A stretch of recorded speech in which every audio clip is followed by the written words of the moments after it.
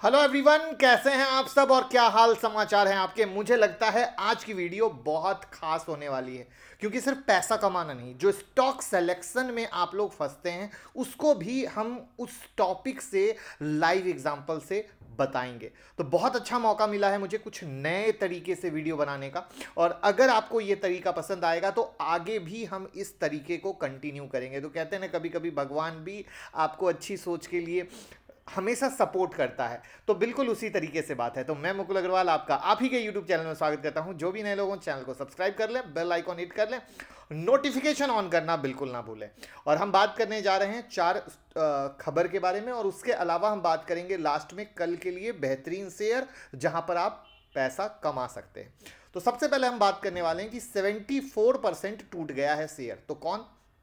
अगर अपने हाई से देखें तो 73% करीब टूट चुका है, यानी 1084 रुपया गिर चुका है।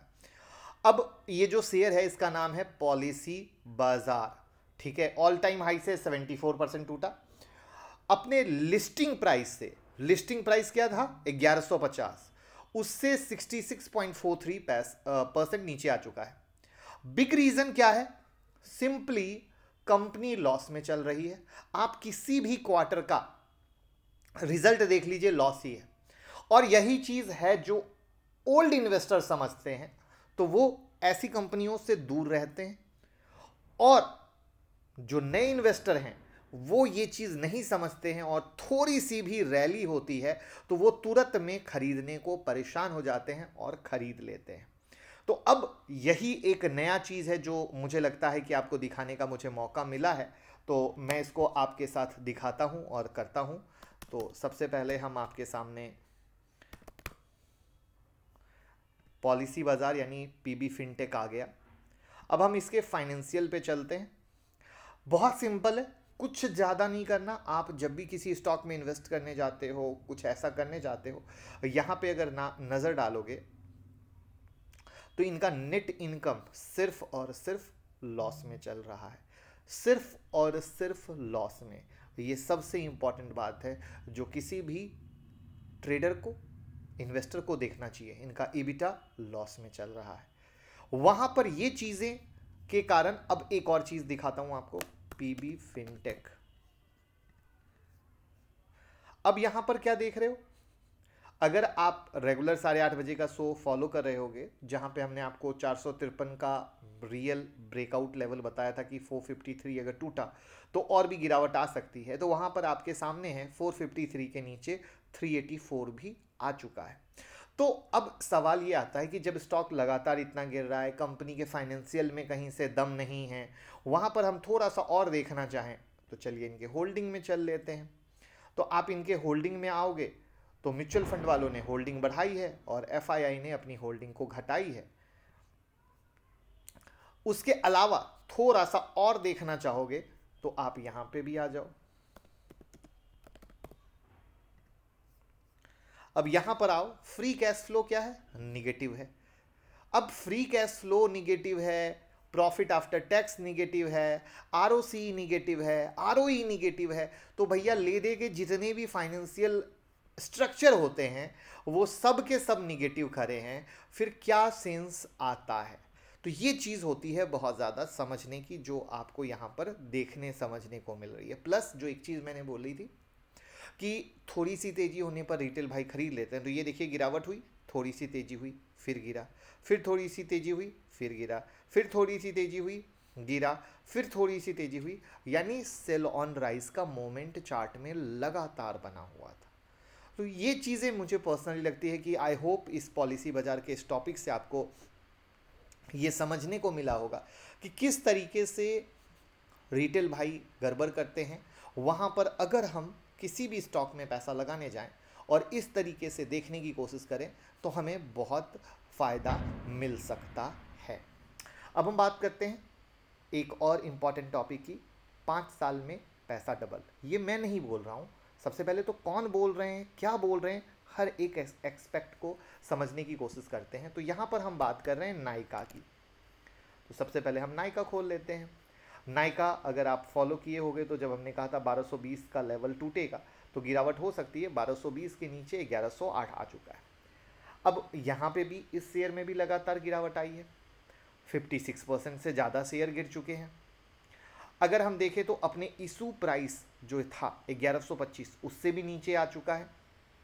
उसके अलावा अगर अब ध्यान देने वाली बात करें तो ये एक ऐसा शेयर है जिसके बारे में जो मार्केट एक्सपर्ट हैं, एनालिस्ट हैं, वो इसमें तेज़ी की बात कर रहे हैं। उसमें से सबसे ज़्यादा तेज़ी की बात करने वालों में नोमुरा आता है, जो कहता है कि 5 साल में आपके पैसे को डबल कर सकता है। वहाँ पर इस गिरावट में भी नायका में उनका जो टारगेट है 1664 रुपये का है, 1664। अब सवाल आता है कि अगेन हम यहाँ पे चलते हैं कि नायका क्या है और किस तरीके से है। सेम स्टोरी, सेम चीज़, नज़रिया। तो यहाँ पर और यहाँ पर भी नायका हम देखते हैं। सबसे पहले अगर यहाँ से देखें और इनके फाइनेंशियल पे देखें तो इनका फाइनेंशियल आप देखोगे कि जो नेट इनकम है दिसंबर 2021 में अच्छा था, मतलब बहुत ही अच्छा था, लेकिन उसके बाद मार्च 2022 में गिरा, जून 2022 में गिरा। इबिटा दिसंबर 2021 में अच्छा था, मार्च 2022 में गिरा, और जून 2022 में थोड़ा रिकवर किया। ओवरऑल यानी शेयर में गिरावट, जब नेट इनकम में गिरावट है उसके बाद की कहानी है। अगर वहीं पर अब इनके होल्डिंग पे हम आते हैं तो आप म्यूचुअल फंड वालों में पाओगे 2% के आसपास की होल्डिंग है और एफआईआई की 6.54% के पास की होल्डिंग है। यहीं पर अब हम नायका पे देखते हैं कि इनका फ्री कैश फ्लो का क्या कहानी है, आरओसी आरओई का क्या कहानी है। तो आप पाओगे आरओसी आरओई इनका पॉजिटिव बैठा है, फ्री कैश फ्लो अभी भी इनका निगेटिव है। तो अच्छी बात है, कंपनी अच्छी है, चीज़ें सही हैं, बट एटलीस्ट पॉलिसी बाजार जैसा वर्स्ट नहीं है। लेकिन अब हमारे लिए मतलब मेरा क्या नज़रिया है, अब इसमें दो चीज़ें हैं समझने की। सबसे पहले, अगर किसी स्टॉक में कोई भी इंसान कुछ भी लेने को कह रहा है तो कभी भी वो ये नहीं कहता है कि आपका अगर 1 लाख रुपया है तो पूरा 1 लाख रुपया आप नायका में लगा दो। हमेशा जैसे एक बास्केट होता है, बास्केट में डिफरेंट डिफरेंट फ्रूट्स होते हैं, उसी तरीके से अगर आपके पास 1 लाख रुपए हैं तो थोड़ा सा फार्मा ले रहे हो, थोड़ा सा रियल एस्टेट ले रहे हो, थोड़ा सा आप एफएमसीजी ले रहे हो, इस तरीके थोड़ा सा आईटी ले रहे हो, इस तरीके से थोड़ा थोड़ा वैरायटी आपको सजाने को कहा जाता है। इस वैरायटी को सजाने से क्या फ़ायदा मिलता है? इस वैरायटी को सजाने से फ़ायदा ये मिलता है कि मान लीजिए आपका एक स्टॉक परफॉर्म नहीं कर रहा है तो भी आपको तकलीफ नहीं है, दूसरे परफॉर्म कर रहे हैं। तो इस तरीके से मिलीजुली सरकार होती है, पहली। दूसरी बात, इस तरह के शेयर में अभी तो चार्ट पे ब्रेकडाउन हुआ है, तो बेहतर क्या होता है? स्टॉक एसआईपी जाना। यानी अगर एक एग्जाम्पल के लिए हम 10,000 रुपये की एसआईपी कर रहे हैं तो अगेन पर मंथ 10,000 रुपये की एसआईपी कर रहे हैं तो 10,000 का 10,000 नायका नहीं लेना है। अब उस 10,000 की एसआईपी में भी एक वैरायटी है और उसमें एक छोटा सा हिस्सा नायका जाता है। तो ये छोटा सा हिस्सा अगर हम खरीदते हैं तो कभी तकलीफ होती नहीं, क्योंकि अगेन अगर निगेटिव है तो एक तो छोटा छोटा सा हिस्सा आ रहा है। तो आई होप जो मेरा प्रोस्पेक्ट पॉलिसी बाजार को लेकर या नायका को लेकर जो समझाने का है आपको, आई होप बात समझ में आई हो कि ये विज़न समझना बहुत ज़रूरी है कि हम एक तो एक साथ पूरे पैसे नहीं लगा रहे हैं, कब किस स्टॉक को पकड़ रहे हैं, कब इस स्टॉक को छोड़ रहे हैं। क्योंकि अभी मेजर ब्रेकडाउन हुआ है तो अभी तो बेहतर रहेगा कि इसको नीचे जो जा रहा है जाने दीजिए, नीचे में हम देखेंगे कि कहाँ पर कैसे किस तरीके से सपोर्ट क्रिएट हो रहा है। तो कैसा लगा नज़रिया, कमेंट में ज़रूर बताइए। और अगर इस तरीके से डिस्कस करना पसंद आया हो तो हम आगे भी जब भी स्टॉक डिस्कस करेंगे तो आपके साथ ज़रूर शेयर करेंगे। कमेंट में ज़रूर बताइए और वीडियो को फटाफट लाइक कर दीजिए। अब हम बात करते हैं रिलायंस डीमर्जर की। रिलायंस डीमर्जर में हम रिलायंस का चार्ट ओपन कर लेते हैं। अब रिलायंस का चार्ट आपके सामने है जहां पे गिरावट आपने देखी थी। तो अब रिलायंस ने जो अपने सितंबर तिमाही के रिजल्ट दिए हैं वहां पर इन्होंने कहा है कि हम अपने फाइनेंशियल सर्विसेज इकाई को यानी यूनिट को अलग करेंगे और उसे जियो फाइनेंशियल सर्विसेज नाम से स्टॉक मार्केट में लिस्ट कराएंगे। तो इस तरीके से वो स्टॉक मार्केट में उसको लिस्ट कराने वाले हैं। अब सब कुछ इनका डीमर्जर योजना के तहत होगा। अब डीमर्जर के बाद क्या होने वाला है? रिलायंस के शेयर होल्डर को कंपनी के प्रत्येक शेयर के बदले जियो फाइनेंशियल सर्विसेज यानी JFS का एक शेयर मिलेगा। तो यानी आपके पास पर शेयर पे अगर होगा तो एक शेयर मिलेगा। अब यहाँ पर ये डीमर्जर की योजना क्या बता रही है? इसका मतलब साफ है कि जो लगातार रिलायंस के रेवेन्यू में रिलायंस जियो ऐड होता है, रिलायंस रिटेल ऐड होता है, वो धीरे धीरे स्टेप बाय स्टेप, कोई भी इंसान एक साथ तो कुछ तो करता नहीं है, तो स्टेप बाय स्टेप की कहानी में मुझे जो पर्सनली लगता है कि वो यहाँ से बहुत जल्दी आपको रिलायंस रिटेल का हो या जियो का हो, उसकी भी कहानी आप आगे आने वाले समय में सुनेंगे। तो ये थी रिलायंस की कहानी। अब हम आते हैं 92% का लॉस कराने वाले स्टॉक। जी हाँ, और मेरी नज़र में ये बहुत इंपॉर्टेंट है। उससे पहले अगर आप टेलीग्राम और ट्विटर से नहीं जुड़े हैं तो लिंक डिस्क्रिप्शन में है, जुड़ जाइएगा। वहाँ पर बहुत सारी न्यूज़, मेरे को लाइव मार्केट में जब कोई लेवल लगता है वो लेवल, मैं सब कुछ यहाँ पर देता हूँ। बट याद रखिए, अगर आप ये सोचते हैं कि रोज़ कुछ मिलेगा तो फिर ये टेलीग्राम का चैनल आपके काम का नहीं है। लेकिन अगर आपका इंटरेस्ट कभी कभी और बेहतर में है तो ये ज़रूर आपका है, क्योंकि जो लोग पुराना फॉलो करते हैं उनको पता है कभी कभी जो मैं देता हूँ बहुत बेहतरीन देता हूँ। अनिल अंबानी और किशोर बयानी यानी रिलायंस समूह यानी और फ्यूचर ग्रुप, उनकी कुछ कंपनियों की जो लिस्टेड कंपनियां हैं उनकी ट्रेडिंग नहीं हो रही है। ये वो कंपनी है जिसमें पैसे लगाने वाले माला माल भी हुए थे और बर्बाद भी। वहाँ पर वो जो शेयर हैं वो है Reliance Capital, Reliance Naval and Engineering, Future Retail. इन तीनों ने लोगों को बर्बाद किया है। वहाँ पर जो सबसे प्यारी चीज़, जब मैं न्यूज़ के बाद चार्ट पे दिखाऊंगा, तो जो चीज़ मैं लगातार कहता हूँ कि किस तरीके से लोग फंसते हैं वो आपको देखने को मिलेगा। 92% से ज़्यादा का नुकसान कराया है। रिलायंस कैपिटल में सितंबर महीने से ट्रेडिंग नहीं हो रही है। कंपनी दिवालियापन से गुजर रही है, जिसके चलते ट्रेडिंग बैन कर दी गई है। रिलायंस के शेयर की जब डीलिस्ट हुई थी तो अब शेयर का प्राइस 16 रुपये 19 पैसे था। हालांकि अब शेयर डीमेट में डेबिट कर दिए गए हैं। इससे पहले रिलायंस नेवल एंड इंजीनियरिंग के शेयर में भी ट्रेडिंग रोक दी गई थी, जो अभी तक है। रिलायंस कैपिटल के शेयर ने अगर 5 साल में बात करें तो 97.73% का नुकसान कराया है। अब यहाँ पर मैं आपको रिलायंस कैपिटल दिखाता हूँ जिससे कि एक चीज़ समझ में आए, क्योंकि रिटेल वालों की बहुत ही ज़्यादा इसमें पोजीशन थी। आपके सामने रिलायंस रिटेल है और ये रिलायंस जो रिटेल है आपके सामने, यहाँ पे आपको मैं इस एरो से, कि आपका समय बर्बाद ना हो, ये एरो मार के रखा हुआ हूँ। अब ये एरो मैंने क्यों मारा है, किस तरीके से ऑपरेटर ने न्यूज़ के आधार पर तेजी यानी पंप और फिर डंप, फिर पंप और डंप, पंप और डंप, पंप और डंप करके रिटेल भाई को बर्बाद किया। बट सवाल ये आता है, रिटेल भाई की गलती है या ऑपरेटर की गलती है? मेरी नज़र में रिटेल भाई की गलती सबसे ज़्यादा आती है, क्योंकि वो कभी भी कुछ नहीं देखते। बस ये लगता है कि तेज़ी हो रही है, 20 रुपये का शेयर है, बहुत कुछ हो जाएगा, पता नहीं क्या क्या हो जाएगा, जैसी सोच और समझ के पीछे आकर अपना पैसा बर्बाद करते हैं। और ऐसे शेयर एक नहीं अनंत हैं जो रिटेल भाई को बर्बाद करते हैं। और इसीलिए मैं हमेशा हाथ जोड़ के रिक्वेस्ट करता हूँ कि प्लीज़ कभी भी रिटेल शेयर के पीछे जाकर अपना पैसा बर्बाद ना करें, क्योंकि ये जो सस्ते शेयर हैं हमेशा इसी तरीके से बर्बाद होते हैं। स्पेशली जो कंपनी की हालत ख़राब है, जो कंपनी बर्बाद हो गई है, वहाँ पर आप ये सुनते हैं कि कोई दूसरा उसको लेने वाला है। दूसरा अपने फ़ायदे के लिए लेने वाला है, आपके फ़ायदे के लिए नहीं लेने वाला है। तो ये चीज़ें अगर आप समझेंगे तो बहुत फ़ायदा होगा। तो ये वो चीज़ है जिसके कारण मैंने आज कहा था कि आज का एपिसोड बहुत इंपॉर्टेंट होने वाला है। एंड आई होप आपको बहुत मज़ा आया होगा, सीखने समझने को मिला होगा कि क्या है कहानी। अब हम चलते हैं कल के लिए बेहतरीन शेयर पर। बट आई होप कि प्लीज़ इन चीज़ों का पूरा ख्याल रखें जिससे आप फ़ायदा ले सकें। अब हम बात करते हैं एजिस लॉजिस्टिक यानी कल के लिए बेहतरीन शेयर पर, जहाँ पर अगर इसने तेज़ी करनी है तो एक तो सबसे पहले 308 310 के ऊपर चलना ज़रूरी है।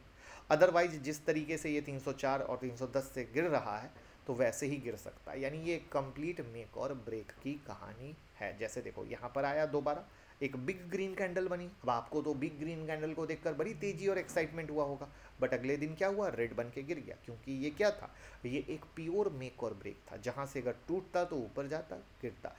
तो नीचे आता। अब यहाँ पर एक और लर्निंग है, जैसे ये 304 का लेवल है, ऊपर में क्या बना 308, 3 से 4 रुपए ऊपर जाके जो रिटेल भाई ट्रैप हुए। क्यों? क्योंकि 3 से 4 रुपए ऊपर जाते ही आपको क्या लगा, तेजी हो गई। अब यहीं पर ये जो गेम है ना, ये हर एक ट्रेडर को समझने की ज़रूरत है कि सिर्फ 2-3 रुपया ऊपर जाना या 2-3 रुपया नीचे आना सपोर्ट और रेसिस्टेंस को तोड़ना नहीं कहा जाता है। वो कभी भी एक एरिया की तरह होता है, कभी भी वो एक जोन की तरह होता है, जो यहाँ पर स्मॉल टाइम फ्रेम में जाकर उसकी हकीकत, उसकी सच्चाई के बारे में पता चलता है कि आखिर हुआ क्या था, वहाँ क्या किया गया था, वहाँ पे किस तरीके से आपको फंसाया गया था। अब इस चीज़ को मैं आपको यहाँ पर ऐसे दिखाता हूँ। ये वो बिग रेड कैंडल है जिससे 5 मिनट के चार्ट में जो 308 का हाई बनाया। अब इस बिग रेड कैंडल को देखकर आप ही सोच लीजिए कि ये कौन सी बाइंग की कैंडल थी जिससे आपको एक्साइटमेंट आ गया।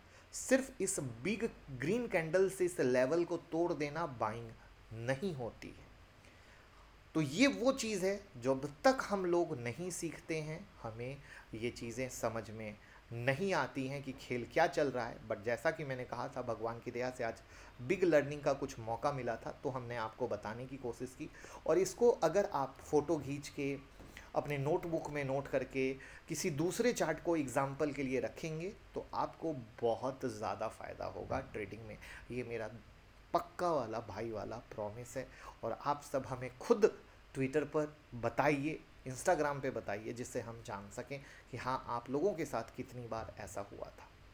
अब हम बात करते हैं बोरोसिल की। बोरोसिल में 463 इसका मेक और ब्रेक है, जहाँ पे 458 और 463 इसके रेसिस्टेंस लेवल रहने वाले हैं।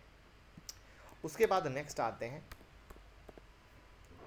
कैमलिन फाइन साइंस के बारे में, जहाँ पे कैमलिन फाइन साइंस में ब्रेकआउट हुआ। बट आप खुद देखो ये अटका कहाँ से, अटका इसके रेसिस्टेंस लेवल से जो ये एक टॉप था। यानी अगर इसने चलना है तो अब 154 155 के ऊपर चलना ज़रूरी है। लेकिन फिर से एक इम्पॉर्टेंट, ये क्या है, छोटे प्राइस का शेयर है। छोटे प्राइस का शेयर है यानी एक दिन में मूवमेंट क्या होती है, छोटी होती है। तो ऐसे छोटे मूवमेंट वाले शेयर में हम बड़े टारगेट की उम्मीद इंट्राडे में नहीं कर सकते हैं। ये भी एक बिग लर्निंग है, जहाँ पर जो रिटेल ट्रेडर हैं वो सस्ता छोटा भाव का शेयर तो लेते हैं, बट इंट्राडे में जब वो बड़ी मूव नहीं देता है तब भी वो पोजीशन को पकड़ के बैठे रहते हैं और उनको लगता है कि पैसा बनेगा, लेकिन एक्चुअली पैसा बनता नहीं है क्योंकि उसकी चाल ही छोटी होती है। तो इसको बोलते हैं स्टॉक की चाल को समझना, जिससे कि हम पैसा कमा सकें। लेकिन अगेन अब आप फिर से विचार कीजिएगा और पेपर में नोट कीजिएगा कि स्टॉक की चाल के बारे में कभी सोचा, कभी समझा, जिससे कि आपको पैसा बन सके। और ये वो छोटी छोटी बातें हैं जो मिलकर आपको मोटा लॉस देती हैं और आपके पैसे को डुबा देती हैं और फिर तकलीफ होती है, अरे मैं तो डूब गया, स्टॉक मार्केट में पैसा नहीं बना। अब हम बात करते हैं भारत डायनेमिक्स की, BDL की। इसका सपोर्ट लेवल 977 का है और इसमें तेज़ी होनी है तो 1010 के ऊपर चलना है। ये इसका मेक और ब्रेक है। और यहाँ पर ऐसी ही सारी बारीकियाँ, सारी बातें हम आपको सिखाने वाले हैं जो हमारी क्लास कल से 27 अक्टूबर की शुरू हो रही है। इस 27 अक्टूबर की क्लास में हम आपको बेसिक से लेकर एडवांस तक सब कुछ सिखाएंगे। हर वो चीज़ जो आपको एक रियल ट्रेडर, रियल मास्टर, चाहे स्विंग का हो, पोजिशनल का हो, इंट्राडे का हो, कैश में करना हो, फ्यूचर में करना हो, ऑप्शन में करना हो, सब कुछ करेंगे विद हैंड होल्डिंग सपोर्ट। और साथ में सबसे प्यारी सी चीज़, आज जब मैं इंस्टाग्राम पे लाइव आया था आफ्टरनून में, और जो आप लोगों के फीडबैक आते हैं, जो हमने गौर किया कि किसी की पोजीशन कहीं फंसी हुई, किसी की पोजीशन कहीं फंसी हुई, तो वहाँ पर हमने निकाला है कि आपको स्टॉक के लेवल देने वाले हैं जिससे आप कमा सको। क्योंकि इंसान का जब लॉस कवर होता है ना तो मोटिवेशन मिलता है, अरे वाह मेरा नुकसान कवर हुआ है। तो ऐसी बहुत सारी चीज़ें हम आपके साथ करने वाले हैं जिससे आप कमा रहे हो, सीख रहे हो, हैंड होल्डिंग मिल रहा है, रिवीजन मिल रहा है। तो आपके स्क्रीन पर नंबर दिख रहा है 9708094321, इस पर कॉल कर लीजिए। लिमिटेड सीट बची है, मौका न जाए, क्योंकि आपके भाई ने कर दिया है कमाने का इंतज़ाम। अब हम बात करते हैं डी लिंक पर। D link multi year breakout है। मल्टी ईयर ब्रेकआउट में 2016 के पास का हाई ब्रेक हुआ है, बट अगेन इसके ऊपर क्लोज होना ज़रूरी है। क्लोज वर्ड ऐड किया है क्योंकि मल्टी ईयर ब्रेकआउट है, तो वहाँ पर 268 270 के ऊपर चलना ज़रूरी है, वहाँ पर 252 इसका रेसिस्टेंस लेवल है।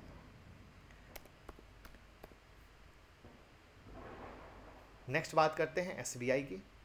एसबीआई अगर देखो तो क्या होता है, मोस्टली टाइम धीमी चलता है। तो धीमी, जैसे ये ब्रेकआउट जब 550 के ऊपर हुआ था, यहाँ से भी दिलवाया था और यहाँ से भी दिलवाया था, तो क्या हुआ, धीमा धीमा चला।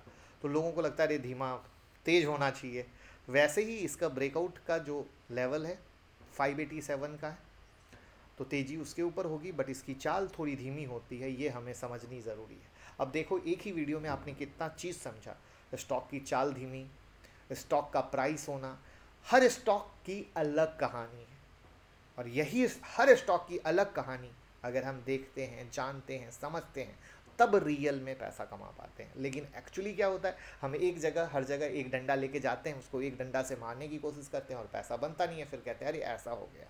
और यही वो चीज़ है जहाँ पर कहा जाता है कि हर स्टॉक को समझना ज़रूरी है, हर स्टॉक से प्यार करना ज़रूरी है, उसकी चाल को समझना ज़रूरी है। जब इतनी चीज़ें हम कर पाते हैं, तब हम उस स्टॉक के करीब पहुँच के दोस्ती करके तब कमाते हैं पैसा। वीडियो पसंद आई हो तो शेयर जरूर कीजिएगा दोस्त, तो मोटिवेशन मिलता है। और मुलाकात होती है 27 अक्टूबर के मास्टर क्लास में, जहां ये जो चीज़ें बताई हैं, ये तो न ट्रेलर है न टीज़र, बहुत छोटी छोटी सी चीज़ें हैं। ऐसी वो दुनिया अपने 18 साल के एक्सपीरियंस में आपके साथ शेयर करूंगा, जिससे रियल ट्रेडिंग में आप पैसा कमा सकते हो। Thank you so much.